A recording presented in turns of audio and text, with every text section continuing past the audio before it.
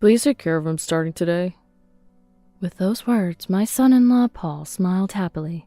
My daughter is in her final month of pregnancy, with less than a month until the due date. As I was about to ask what he meant, Paul said with a refreshing smile, I'll be going on a 3-month trip abroad. My name is Lily. I'm 55 years old, living with my husband Matthew, who's a year older than me. We have a daughter, Mia, who is now 27 years old.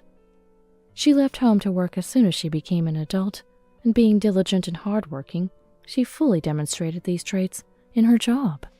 She seemed to have gained trust at her company, but being too serious, she often faced difficulties and sometimes called us for advice on work matters.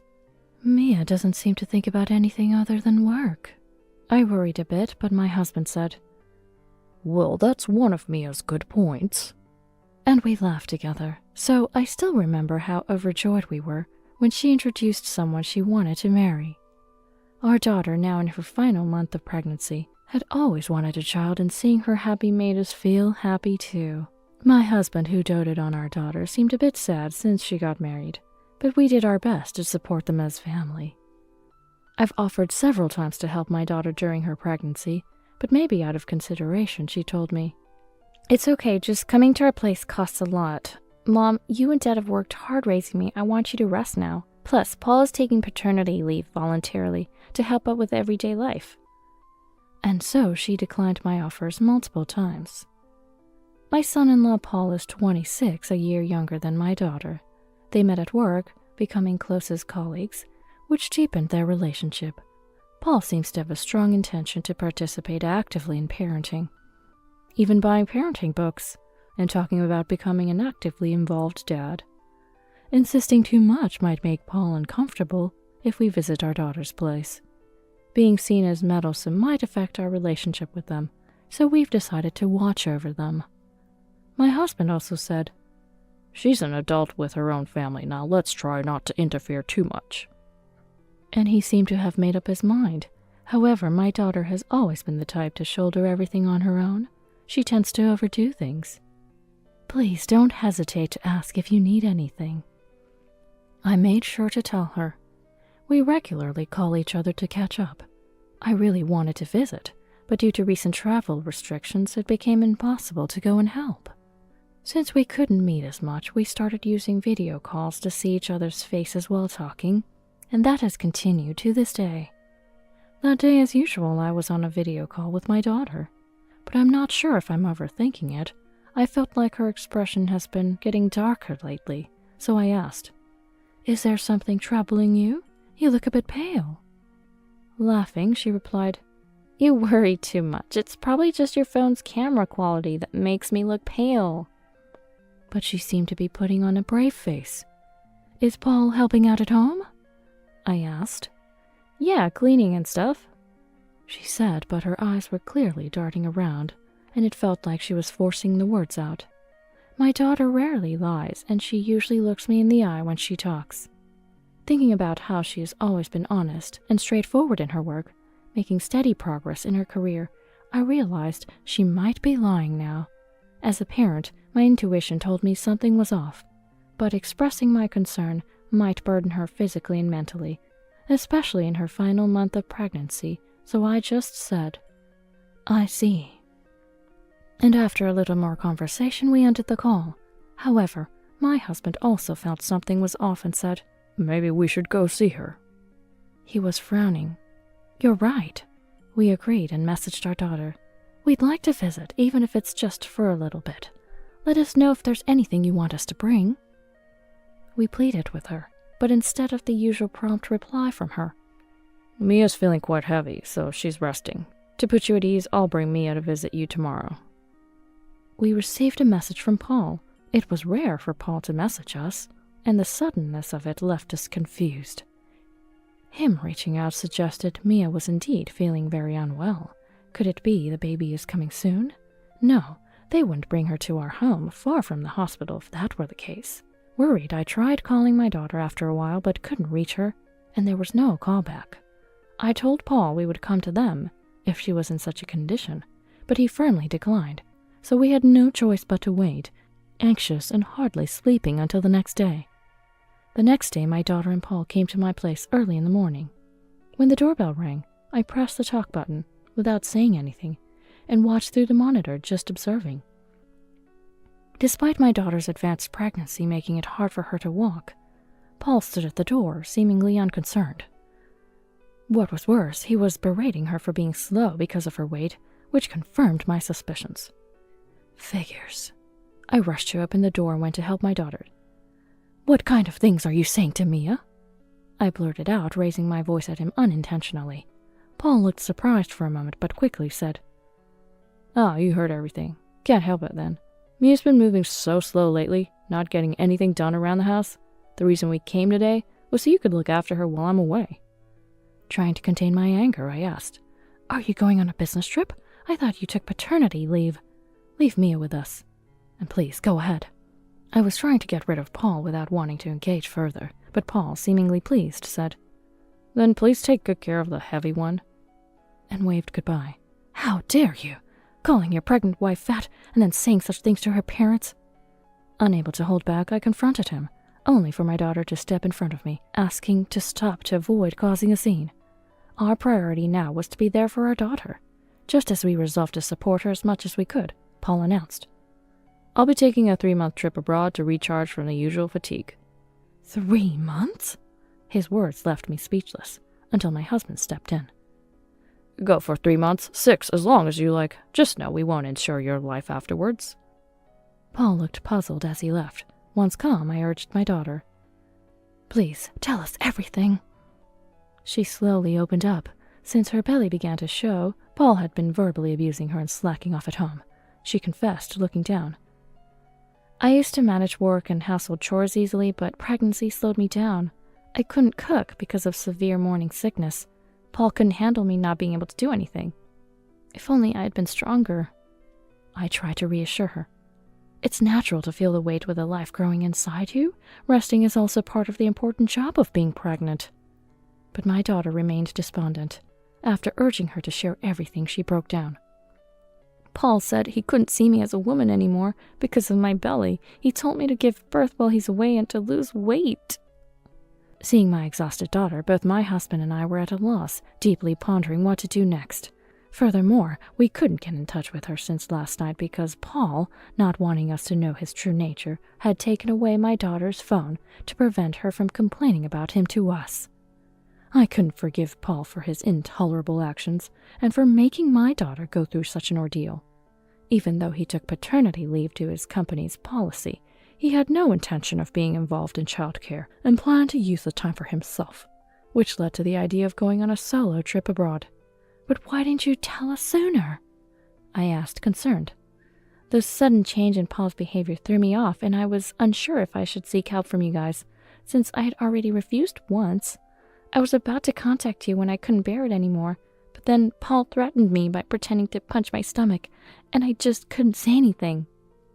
My daughter apologized repeatedly, saying she was sorry for troubling us. Clearly the one at fault was Paul, who lacked any sense of responsibility as a father. After discussing with my husband and confirming my daughter's wishes, we decided she should never see Paul again. Once that was settled, we promptly prepared, presented evidence to Paul's parents during discussions, and with their understanding sent all belongings to Paul's family home. The evidence thankfully included a recording my husband had made of Paul's visit, which proved invaluable when speaking to his parents. They seemed incredulous, but eventually accepted the situation. "If Mia's decision is final, then there's nothing to be done," Paul's mother said. Mia apologized for causing such a fuss and making us move. "I'm so sorry for making you go through this because of me." The thought of her continuing in a painful marriage with Paul was unbearable. "It's okay. Your dad worked hard to build our dream home, but it's been difficult maintaining such a large house at our age. More importantly, I'm sorry for having to change your hospital so close to your due date. Living near Paul would have made it difficult." As I explained, tears welled up in my daughter's eyes and she hugged me. Holding her gently, I regretted not visiting her sooner, despite the travel restrictions and marital issues. Originally, we planned to sell our large house and move to an apartment, as it was too spacious for us after our daughter became independent. We decided to move a bit earlier and take her with us. Though she felt guilty, Families shouldn't have to be so formal with each other, I reassured her, trying to stay positive. During the 3 months Paul was away, we managed to set up a new living environment for my daughter to comfortably give birth and raise her child. The filled-out divorce papers, which Paul had used as a threat during arguments, only needed my daughter's signature and submission. Finally, I'm free. Relieved, she signed her section and submitted the divorce application. We officially became strangers to Paul, as the three of us started to enjoy our time together, celebrating family reunions after a long while. Paul returned from his trip, bombarding my daughter with numerous calls. Instead of answering the phone for my daughter, I want to make things clear to Paul myself. She insisted and took the call. Hello? As soon as she spoke. What's going on? Your parents' house is gone. I was told to come home for now, albeit angrily by my dad and mom. Paul was ranting, but my daughter, with firm resolve, replied, We're divorced. There'll be no further contact between us. I've explained everything to your parents, and they understand. After getting pregnant, being treated as overweight, and enduring terrible behavior from you, living together became impossible. I felt relieved hearing my daughter assert herself. On the other hand, Paul said, Now that I've quit my job, what are you going to do without me working? But my daughter said, My situation is already resolved. I plan to change jobs for career advancement when things settle down. Plus, I've informed your former company about everything, like how you wasted your paternity leave. Paul was left speechless, and whatever happened to him from here on was not our concern. Thinking about a man who left his pregnant wife for 3 months without care for his child's birth, health, or even the name made me wish him the worst. Later, my daughter diligently made calls necessary for her resignation, through which she learned about Paul's current situation. Due to misusing his special leave, Paul's salary for those 3 months was reduced to 0, followed by a pay cut. His actions over the 3 months became well known within the company, particularly drawing cold stares from married colleagues. Despite this, Paul maintained, I did nothing wrong, leading to worsening work behavior, including tardiness and unexcused absences. After repeated warnings without improvement, he was eventually fired. It was inevitable, given his attitude, after incessantly calling and raging. I've convinced my parents I didn't treat Mia badly. Life's become impossible. I was wrong. Please forgive me. Paul finally apologized. But claiming you didn't do anything wrong to me shows you haven't reflected at all. It's your responsibility. My daughter dismissed his apology and ignored him. We kept Paul's contact for child support purposes, occasionally communicating with his parents, who had been kind to us. When confronted by his furious parents with the evidence we provided, It's your fault, Paul. They scolded Paul, and Paul confessed his actions. Realizing the truth of our story, his parents kicked him out, forbidding him to return. Now, without a home, wife, or job, Paul was desolate. Later, we received a generous amount for child support from Paul's parents, along with a polite apology letter. They covered the child support and compensations, intending to make Paul repay them. Despite fears he might flee, they're making him repay monthly as a condition for returning home. Apparently, Paul went for interviews to find a new job, but due to his bad reputation in a tight-knit industry, he found no prospects for employment. Even when he managed to get hired in a different industry, he would bring up Mia and their situation defiantly, asking, I'm not in the wrong, am I? And faced criticism right from the start. Unable to afford even the rent for a cheap apartment, Paul chose to return home, where he's been working hard at a relative's store by his parents. His parents told me over the phone, We're going to knock some sense into our foolish son from scratch. He'll never bother Mia again. It's a relief that his parents are reasonable people. Although I feel sorry for him, I hope Paul receives the support he needs until he can stand on his own. Raising children is complex and profound. Having confidence in one's upbringing doesn't always mean the child will grow up well. As for my daughter, after giving birth, she managed to return to work at a different company while sending her baby to a child care center. She quickly regained her vibrant self, which greatly relieved us. Now that my grandchild can talk, he energetically runs around, calling out, Grandma, let's play. It's challenging at this age, but as my daughter works hard, I dedicate my time fully to my grandchild. This effort seems to have rejuvenated me. I feel a bit younger and more active. My daughter, too, is actively involved in childcare, playing with her child, saying, I can't rely on you and Dad forever. She's earnestly engaging with her child. We try not to stress her out by helping moderately, watching her grow into her role as a mother. My husband adores our grandchild, showering him with love. I hope to continue protecting the smiles of my daughter, grandchild, and husband for as long as possible, cherishing our time together. Anything touched by a trashy woman like you is filthy. Dispose of it all. When Karen, my mother-in-law, said this, I realized arguing with her was futile. I had endured everything she did and said until now, but I couldn't stay silent after she threw away something precious my daughter had given me. I won't let her do as she pleases anymore. Fine, I'll throw it away. I decided to fight back. This retaliation would cause Karen to lose everything. I want to start by explaining how our relationship with Karen deteriorated to this point. I'm Scarlett, a housewife who works as a cleaner. I enjoy painting and crafting with my daughter Ava and live with her and my husband David. After giving birth, I was a housewife, but I started working again when Ava entered elementary school. My job mainly involves cleaning the building where the company is located. It was challenging at first with a lot to learn, but now, a month later, I'm finally getting used to the work. There are many parenting moms at my workplace, so it's easy to ask for advice about childcare, and the welfare benefits are substantial.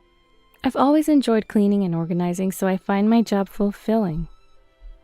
My husband has always appreciated my efforts as a housewife, taking care of our child and the house. When I told him I wanted to work, he was very supportive.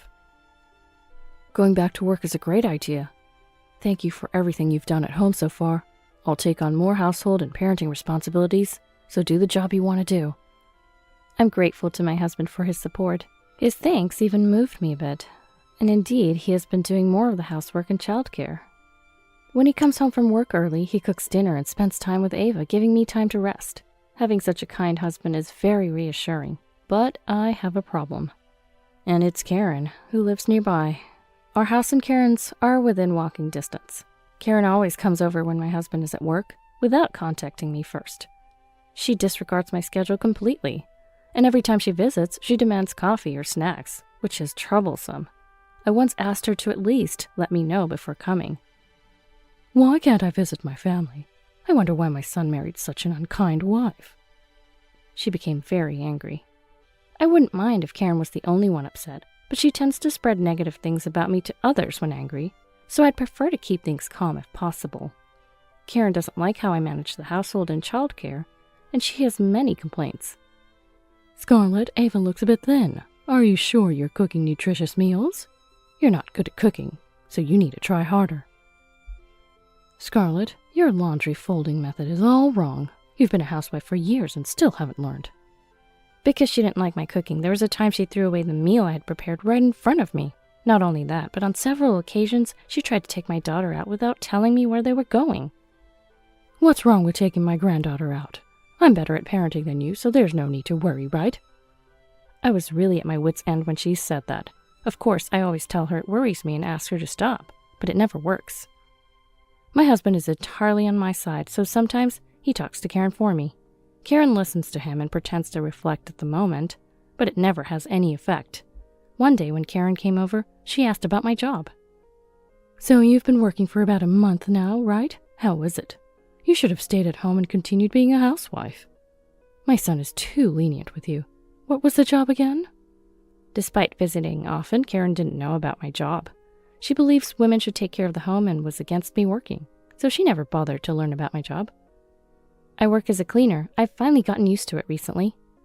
When I cheerfully responded, Karen's face twisted. Wait, cleaner as in you do cleaning and trash disposal? You don't mean cleaning toilets, do you? Yes, cleaning within the building where the company's located. Before I could finish, Karen slammed her hand on the living room table. This is a joke. I was stunned by Karen's sudden fury. Is something wrong? Disgusting. You're always touching other people's trash, cleaning dirty places and toilets that anyone could have used, and you cook for your family after doing such filthy work. Such a lowly job. You should quit immediately. Karen was furious like a raging fire, but I couldn't understand why she had to say all that. When I tried to respond, Karen said, I don't want to talk to you anymore. You really are an ignorant wife, aren't you? Make sure you say you'll quit right away. With those parting words, she left. I always wear gloves, a mask, and special clothing for cleaning. I disinfect before and after cleaning, so there's no way I'm bringing any filth into the house. I felt anger welling up inside me, surpassing sadness due to Karen's prejudice. My husband explained my job as a cleaner to Karen, but she refused to change her view that it was dirty work. Then one day, after my husband, daughter, and I had gone shopping, we immediately noticed something was off upon returning. The doors unlocked, and the inside of the house looked much tidier. No, things were missing. We had displayed memorable photos, my daughter's drawings, and crafts she made at school in the living room. All of those were gone. Where's the drawing of Mom that I made? It's missing. My handmade crafts were also gone. Could it be a burglary? Just as that thought crossed my mind, I received a call from Karen on my phone. Hello? I'm sorry, I'll call you back later. Something serious is just... You're back? I threw away everything you touched in the house. I couldn't believe my ears. Then with confidence, Karen admitted she had made a duplicate key while I wasn't looking. Making a duplicate key is troubling, and what do you mean by throwing things away? The photos, my daughter's drawings, her crafts. As I said this with a trembling voice, Karen laughed over the phone. Anything that you, a trashy woman, touched is filthy. Dispose of it all. Even when Karen said this, I realized arguing with her was pointless. I had endured everything she did and said until now, but I couldn't stay silent after she threw away something precious my daughter had given me. I won't let her do as she pleases anymore. Fine, I'll throw everything away. For the first time, I hung up the phone on Karen. Next to me, Ava looked anxious. Is my drawing gone? Was it thrown away? The drawing she was talking about was one Ava had made for my birthday. I vividly remember Ava's beaming smile when she gave it to me. I gently hugged my daughter, who must have been hurt. I couldn't let Karen continue to do as she pleased. With that determination, I decided to fight back. The next day, after leaving Ava with my parents, my husband and I went to the in-laws' house. My father-in-law, John, looked puzzled by our sudden visit. He probably didn't know about what happened yesterday. As my husband and I sat opposite the in-laws in the living room, Karen was the first to speak. Scarlett, have you decided to quit your job yet? I smiled sweetly at Karen, who seemed to look down on me. We got divorced. What? In contrast to the stunned Karen, John stood up in a hurry. Wait a minute, what's going on all of a sudden? Divorce? My husband and I explained to John about the harassment we had received from Karen and how she had thrown away our precious memories. I had no idea. What have you done? John muttered, to which Karen hastily interjected. Don't get me wrong, it's Scarlett's fault. Her housekeeping is mediocre, and she lacks common sense. I thought I was helping her because it would be embarrassing for our son. I was astounded by her capacity for lying. My husband stopped me from speaking and began talking to Karen with a grim expression. Since you said to dispose of everything that she touched, I got thrown away. Karen glared at me. Are you sane, throwing away your husband? You really are a nasty woman. You were the one who said to throw everything away. Retract your words and apologize immediately. I might have endured it if it was just me, but throwing away my daughter's work and hurting her is unforgivable.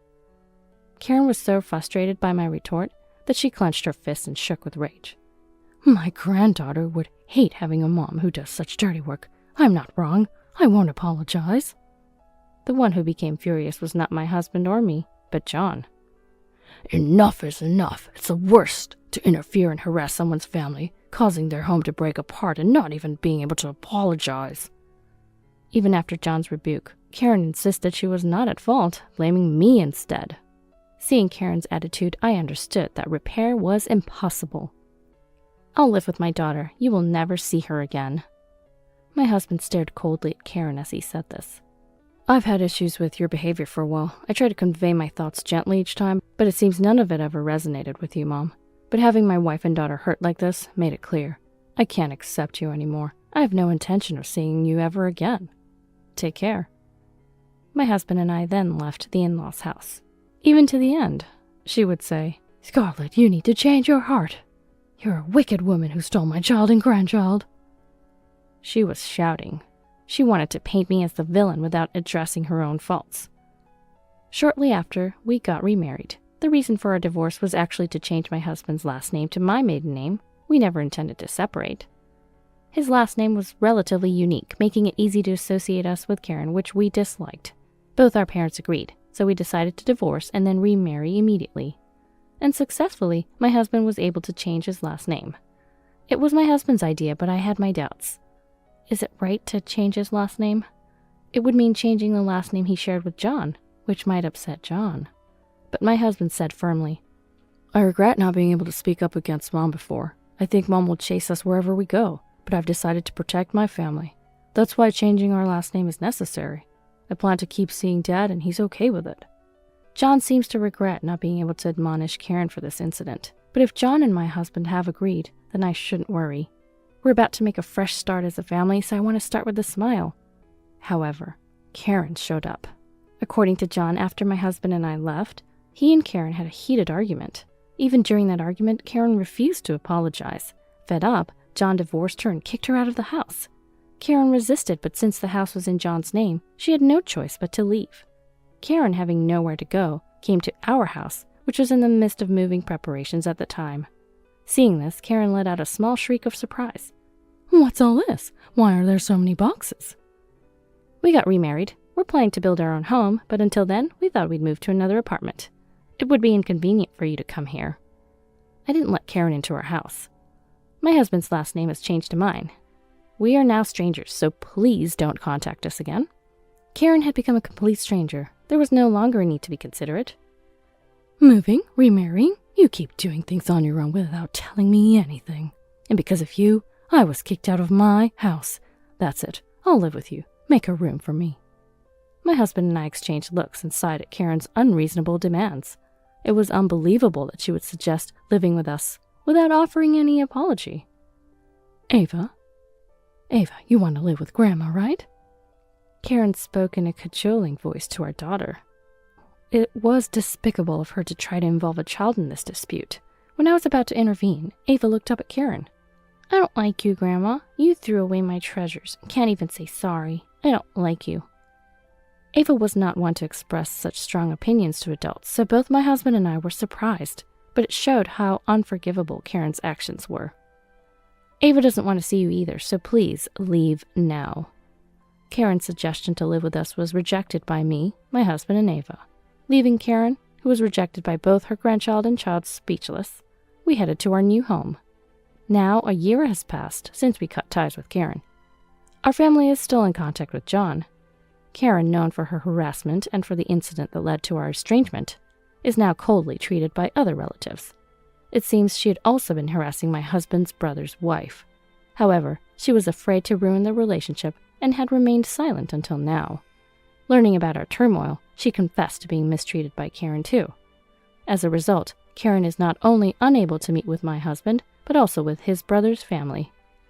Karen hasn't come to apologize to us, and her life must be lonely and isolated now. Perhaps this is sufficient retribution. I hope she reflects deeply on her actions now that she's alone. Our newly built home is in a location unknown to Karen. We've ensured relatives won't disclose it, so she won't find out. In our living room, we display photos, my craft projects, and a family portrait Ava drew. None of these are mere items, but treasures and memories of our home. We plan to cherish our family and these treasures moving forward.